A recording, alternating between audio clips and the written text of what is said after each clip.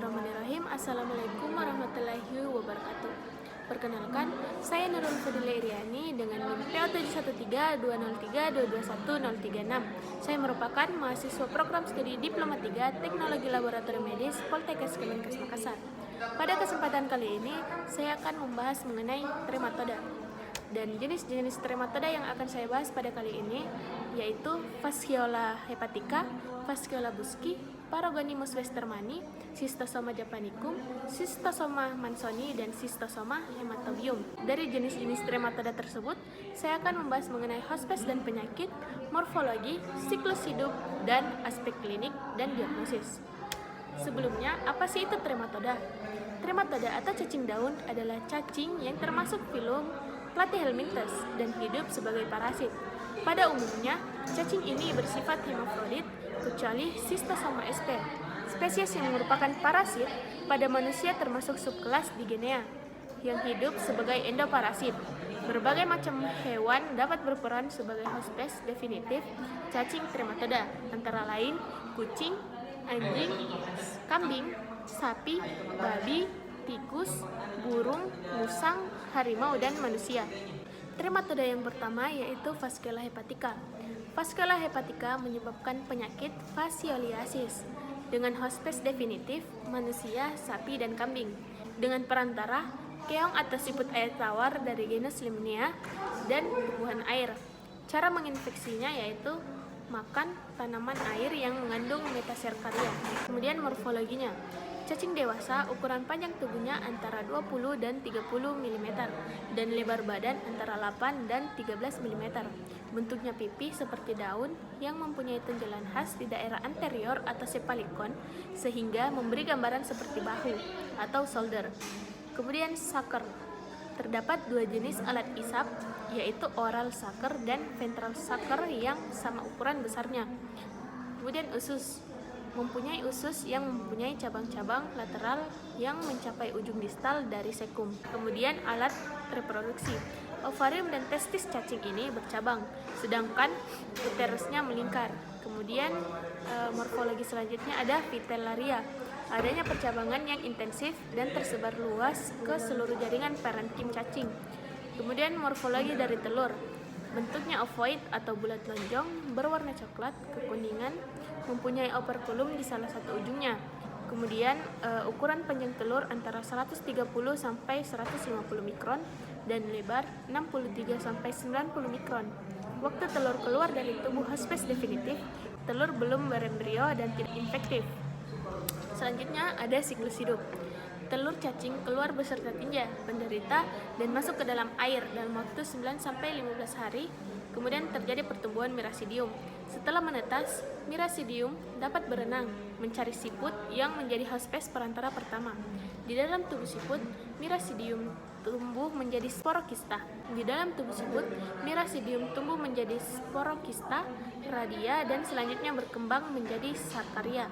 Sarkaria akan keluar dari tubuh siput dan berenang untuk mencari tumbuhan air atau rumput dan berubah menjadi kista metaserkaria yang infektif.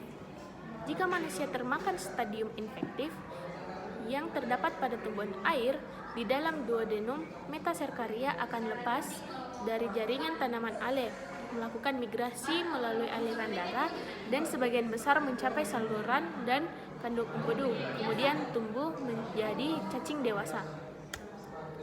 Selanjutnya, aspek klinis.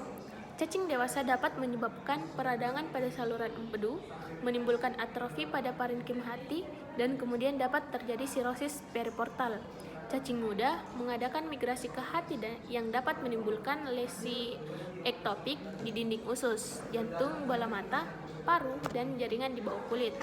Selama fase migrasi atau fase akut, dapat tidak bergejala atau menimbulkan gejala seperti demam, nyeri pada bagian atas abdomen, dan eosinofilia. Gejala yang timbul bergantung pada organ tempat migrasi larva. Kemudian diagnosis. Diagnosis pasti terjadinya infeksi Fasciola hepatica, harus dilakukan pemeriksaan tinja dan empedu penderita untuk menemukan telur cacing yang khas bentuknya. Pemeriksaan serologi, misalnya uji fiksasi, komplement, atau tes intradermal, dapat dilakukan untuk membantu menegakkan diagnosis fascioliasis hepatika. Trematoda yang kedua yaitu Fasciola busci. Cacing trematoda yang terbesar ukurannya sehingga sering disebut sebagai cacing trematoda usus raksasa atau giant intestinal flu. Fasciola busci ini dapat menyebabkan penyakit fasciolopsiasis dengan hospes definitif manusia, anjing, dan babi dengan perantara keong air, segmentina atau giraulus atau hipeutis, dan tumbuhan air, water castor atau water lily dengan cara menginfeksi yaitu makan tumbuhan air yang mengandung metacersaria. Adapun morfologi cacing dewasa Fasciola busci yaitu berbentuk seperti daun dengan ukuran panjang badan antara 20 dan 70 mm dan lebar badan antara 8 dan 20 mm. Kemudian adapun acetobulum, ukuran organ ini lebih besar daripada ukuran oral sugar. Kemudian kepala, bagian kepala tidak mempunyai kerucut kepala atau sepalikon. Usus dan alat pencernaan terdapat prefaring pendek, faring yang berbentuk bola, dan usofagus yang pendek, diikuti oleh sepasang sekum dan tidak bercabang. Alat reproduksi, terdapat 2 buah testis yang bercabang dan tersusun di separuh badan bagian posterior. Kemudian ada ovarium, tidak bercabang, terletak di pertengahan tubuh. Selanjutnya yaitu Fritillaria. Organ ini terletak di sebelah lateral sekum, tersebar mulai dari ujung anterior setinggi ventral sucker sampai ke ujung posterior tubuh cacing. Kemudian ada uterus, bentuk uterus yang melingkar menuju ke arah batas anterior ventral sucker dan berakhir pada atrium genital. Adapun morfologi telur dari Fasciola busci yaitu mempunyai ukuran panjang 130 sampai 140 mikron dan lebar 80 sampai 95 mikron.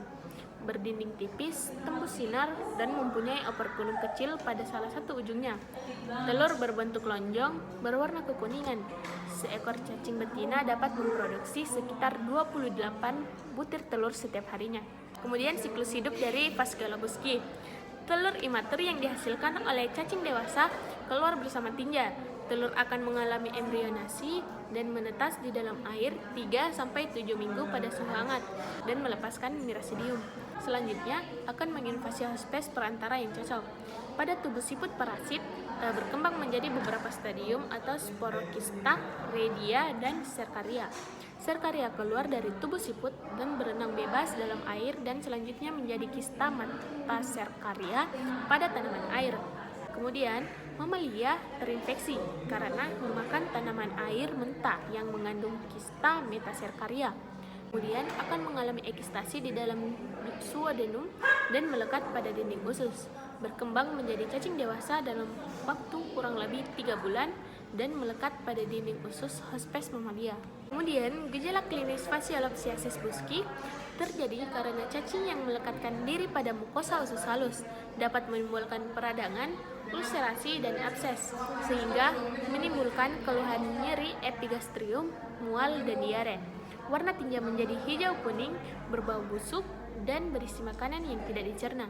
Jika terjadi infeksi yang berat oleh parasit ini, penderita akan mengalami anemia, edema, asites, dan anasarka. Kadang-kadang dapat terjadi obstruksi usus. Pemeriksaan darah menunjukkan gambaran eosinofili sampai 35%. Untuk menegakkan diagnosis pasti harus dilakukan pemeriksaan tinja untuk menemukan telur cacing.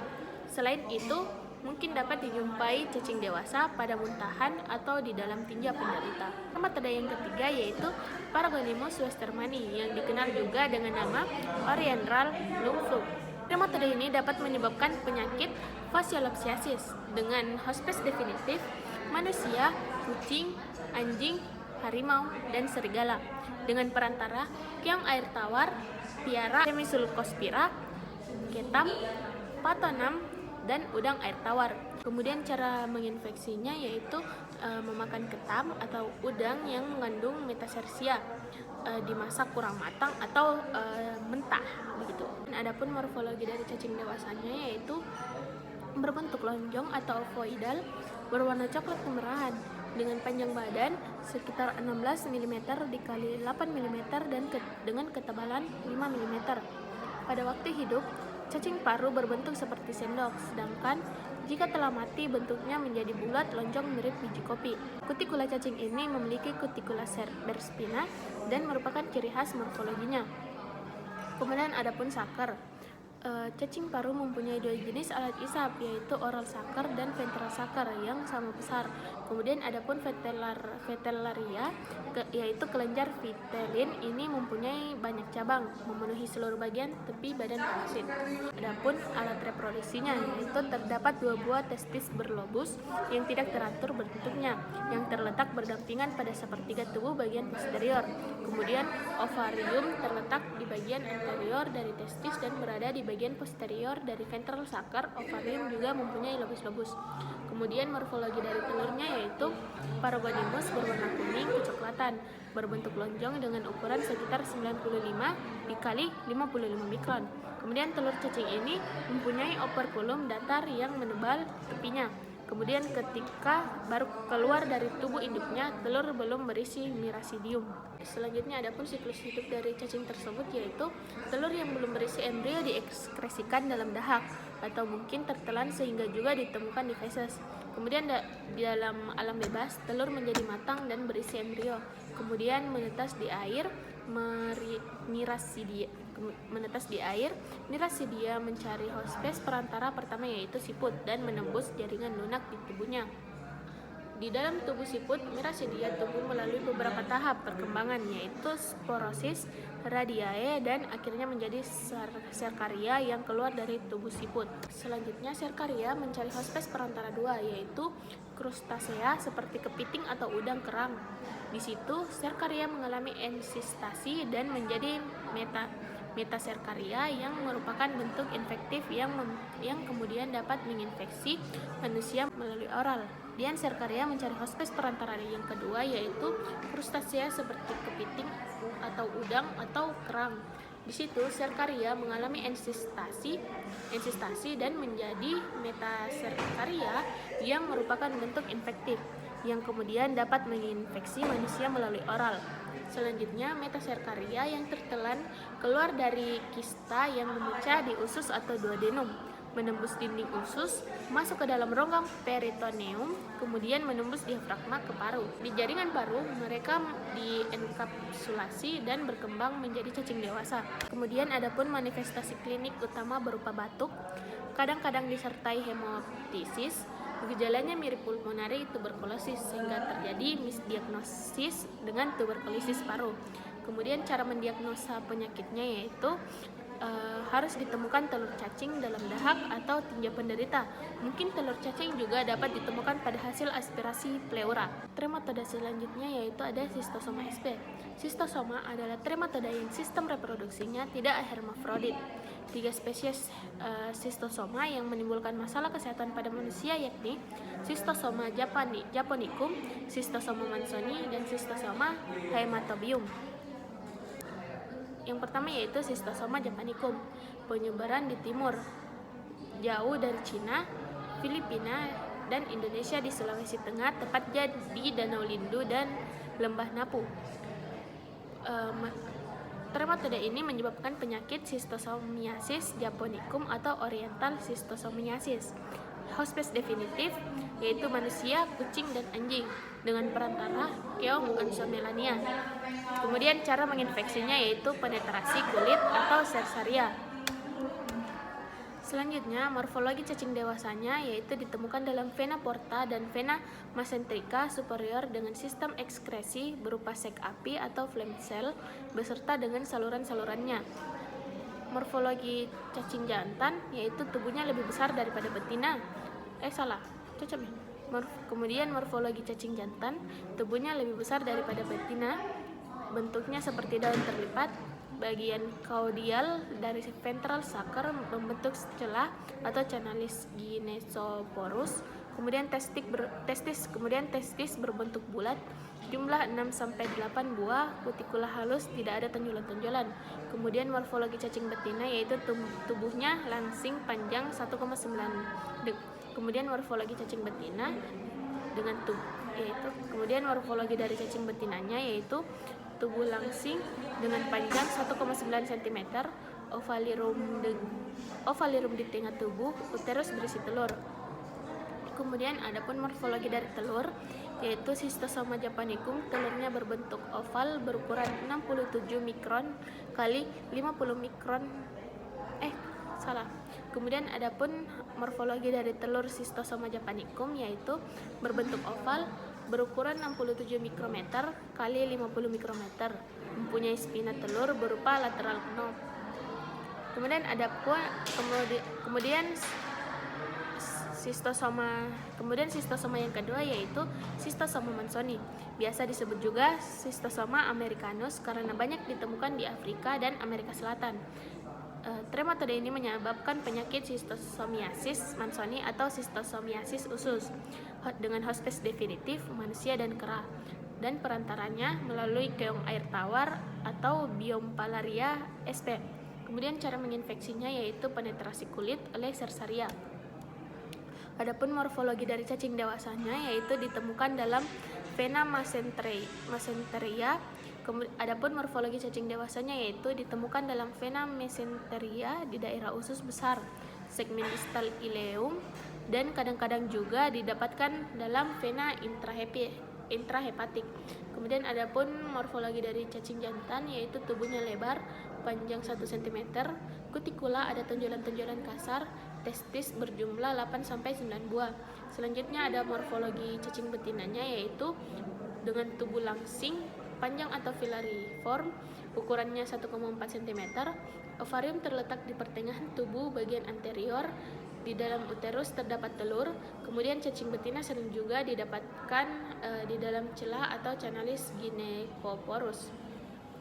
Selanjutnya adapun morfologi dari telurnya yaitu berbentuk oval berukuran 114-175 mikrometer dikali 45-60 mikrometer, mempunyai spina telur lateral dan berwarna coklat kekuningan. Sitosoma selanjutnya yaitu Haematobium, biasa disebut juga vesical blood flow karena habitat pada pembuluh darah vena di vesica urinaria dan flecus venosus di daerah pelvis, penyebaran di Afrika dan Timur Tengah. Trematode ini menyebabkan penyakit Schistosomiasis hematobium dengan hospes definitif manusia dengan cara menginfeksi penetrasi kulit oleh Cercaria. Selanjutnya adapun morfologi dari cacing jantannya yaitu berukuran 10-15 kali 0,1 sampai 1 mm. Kutikula diliputi bintil-bintil halus dengan jumlah testis 4-5 buah. Kemudian morfologi cacing betina yaitu berukuran 20 mm. Ovarium berada di pertengahan tubuh Kemudian morfologi cacing betinanya yaitu berukuran 20 mm. Ovarium berada di pertengahan tubuh bagian posterior. Kemudian morfologi dari telurnya yaitu berukuran 112 sampai 179 mikrometer kali 40 sampai 70 mikrometer dan mempunyai spina terminalis. Kemudian adapun siklus hidup dari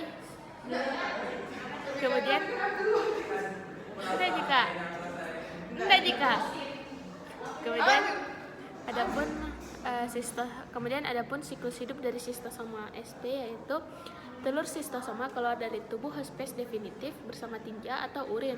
Telur harus masuk ke dalam air agar dapat menetas menjadi larva Miracidium.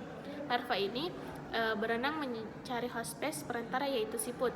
Di dalam tubuh siput, Miracidium berkembang menjadi sporokista dan tumbuh menjadi Cercaria yang infektif. Infeksi pada hospes melalui penetrasi kulit. Cercaria melepaskan bagian ekor yang bercabang dan dengan bantuan enzim proteolitik lalu masuk dalam sirkulasi yang selanjutnya menjadi schistosomula. Kemudian parasit masuk melalui kapiler dan sistem limfatik, kemudian bermigrasi melalui beberapa jaringan atau paru-paru jantung kiri seperti salah. Kemudian parasit masuk melalui kapiler dan sistem limfatik, bermigrasi melalui beberapa jaringan seperti paru-paru, jantung kiri, dan hati, dan menuju sirkulasi vena menjadi dewasa dan berpasangan. Kemudian, cacing dewasa habitatnya pada vena mesenterica pada berbagai tempat yang spesifik pada tiap-tiap spesies. Pada Schistosoma japonicum lebih sering ditemukan pada vena porta dan sistem perivesikal. Kemudian telurnya bermigrasi secara progresif ke arah lumen usus, selanjutnya keluar bersama tinja atau urin. Kemudian adapun aspek klinis, yaitu ada 3 tahapan klinis pada Schistosomiasis, yaitu masa inkubasi biologis, tahap stadium akut, dan tahap stadium kronis. Masa inkubasi biologis yaitu waktu antara saat masuknya serkaria menembus kulit sampai saat terjadinya cacing dewasa, terjadi kelainan kulit dan gatal-gatal disertai peradangan akut pada hati. Kemudian tahap stadium akut yaitu tahapan yang terjadi akibat terbentuknya telur cacing, terjadi kerusakan jaringan dan pendarahan, pembentukan pseudoabsces, pseudotuberkel, dan pembentukan jaringan ikat. Kemudian adapun tahap stadium kronik yaitu terjadi proses-proses penyembuhan jaringan dan pembentukan jaringan fibrosis disertai pengecilan hati akibat telah terjadinya sirosis. Kemudian terjadi pembesaran limpa, asites, dan ikterus. Dapat juga terjadi hipertensi portal.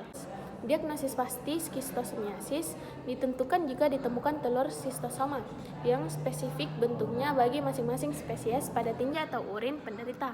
Pada hasil biopsi kandung kemih atau biopsi rektum, telur Schistosoma hematobium dapat ditemukan di dalam urin atau pada hasil biopsi kandung kemih, sedangkan telur Schistosoma japonicum dan telur Schistosoma manzoni dapat ditemukan di dalam tinja atau pada hasil biopsi rektum. Kemudian adapun perbedaan dari Schistosoma sp berdasarkan ukuran cacing, yaitu Schistosoma hematobium jantan memiliki panjang 10-15 mm dan betina 20 mm, sedangkan Schistosoma japonicum ukuran cacing jantannya sebesar 12-20 mm dan betina 26 mm, sedangkan Schistosoma manzoni ukuran cacing jantannya yaitu 6,4-12 mm dan betina 7,2-17 mm. Adapun perbedaan dari segi tuberkel kulit, Schistosoma hematobium dan japonicum memiliki tuberkel kulit halus, sedangkan Schistosoma manzoni memiliki tuberkel kulit yang kasar. Kemudian adapun perbedaan dari segi testis, Schistosoma hematobium terdiri atas 4-5 buah, sedangkan Schistosoma japonicum terdiri atas 6-8 dan manzoni 8-9 buah. Kemudian ovarium pada Schistosoma hematobium berada di pertengahan tubuh bagian posterior, sedangkan japonicum di pertengahan tubuh dan manzoni di pertengahan tubuh bagian anterior. Kemudian adapun perbedaan dari spina telur, Schistosoma hematobium yaitu terminal, sedangkan japonicum berupa lateral knob dan manzoni itu berupa lateral. Sekian materi yang saya bawakan, semoga apa yang saya sampaikan dapat bermanfaat bagi kita semua. Wassalamualaikum warahmatullahi wabarakatuh.